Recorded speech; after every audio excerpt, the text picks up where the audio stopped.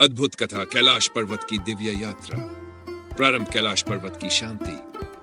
कैलाश पर्वत पर सुबह का समय था। बर्फ की सफेद चादर और पर्वत मानो अपनी दिव्यता को संसार के आगे प्रस्तुत कर रहा हो। आकाश में सूरज की पहली किरणें हिमालय की चोटियों पर झिलमिला रही थी।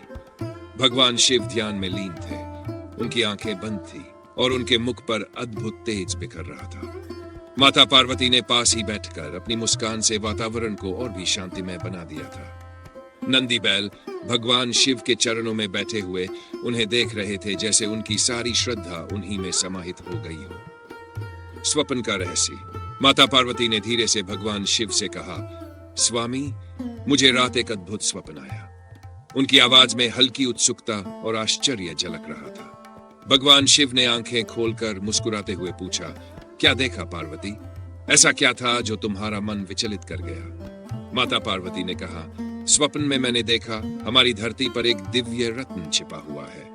वो रत्न इतना शक्तिशाली है कि उससे पूरी दुनिया में प्रेम और शांति का संचार हो सकता है, लेकिन वो जगह एक रहस्य जैसी प्रतीत हो रही थी। भगवान शिव ने हल्का सा मुस्कुराते हुए कहा, यह साधारण स्वप्न नहीं पार्वती, यह ब्रह्मांड की पुकार है। वह रत्न सत्वलोक में स्थित है, लेकिन उसे पाना इतना सरल नहीं होगा। कठिन परीक्षाओं से गुजरना होगा। क्या तुम इस यात्रा के लिए तैयार हो? दिव्य यात्रा की शुरुआत माता पार्वती ने दृढ़ता से कहा, यदि यह संसार के लिए है तो मैं हर कठिनाई सहने के लिए तैयार हूं। भगवान शिव ने नंदी, गणेश और कार्तिकेय को बुलाया। उनके साथ पूरी टोली कैलाश से निकल पड़ी। मार्ग में हिमालय की ऊंचाइयां और गहरी घाटियां उनका स्वागत कर रही थी। रहस्यमयी नदियां बहती मानो उनका मार्गदर्शन कर रही हों। हर कदम पर देवताओं का समूह सत्वलोक की ओर बढ़ रहा था। राक्षस राहुकाल की चुनौती। जब वे एक घने जंगल में पहुंचे तो अचानक एक गहरी गर्जना सुनाई दी। सामने राक्षस राहुकाल प्रकट हुआ। उसकी आंखें आग जैसी चमक रही थी। उसने दहाड़ते हुए कहा, तुम्हें क्या लगता है कि यह दिव्य रत्न यूं ही मिल जाएगा? यह केवल शक्तिशाली योद्धाओं के लिए नहीं, बल्कि सच्चे हृदय वालों के लिए है। मैं तुम्हारी परीक्षा लूंगा। यदि तुम प्रेम और करुणा का प्रमाण दे सको तो ही आगे बढ़ने दूंगा। माता पार्वती की करुणा। राहुकाल ने एक कठिन परिस्थिति उत्पन्न की। जंगल के मध्य एक घायल मृग तड़प रहा था। कुछ ही दूरी पर एक भूखा शेर खड़ा था जो मृग पर झपटने के लिए तैयार था। माता पार्वती ने रुककर कहा, यह तो अन्याय है।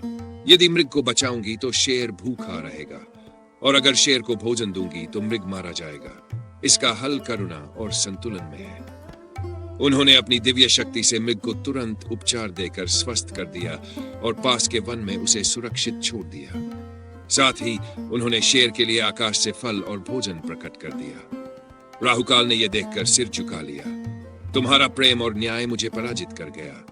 अब तुम आगे बढ़ सकते हो, उसने कहा। दिव्य रत्न की प्राप्ति। जब वे सत्वलोक पहुंचे तो दृश्य अद्भुत था। आकाश स्वर्णिम प्रकाश से भर गया था।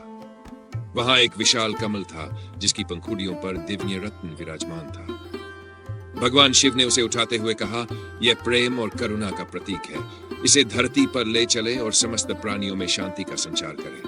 कैलाश की वापसी और वरदान।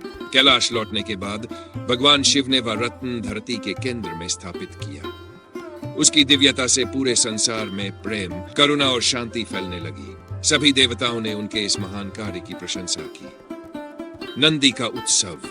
नंदी ने इस अद्भुत विजय का उत्सव मनाने की योजना बनाई। कैलाश पर्वत पर देवताओं का विशाल कीर्तन हुआ। चारों दिशाओं में भगवान शिव और माता पार्वती की महिमा गूंज उठी। कथा का संदेश। यह कथा हमें सिखाती है कि केवल शक्ति नहीं, सच्चे प्रेम और करुणा से ही संसार में वास्तविक शांति और संतुलन लाया जा सकता है।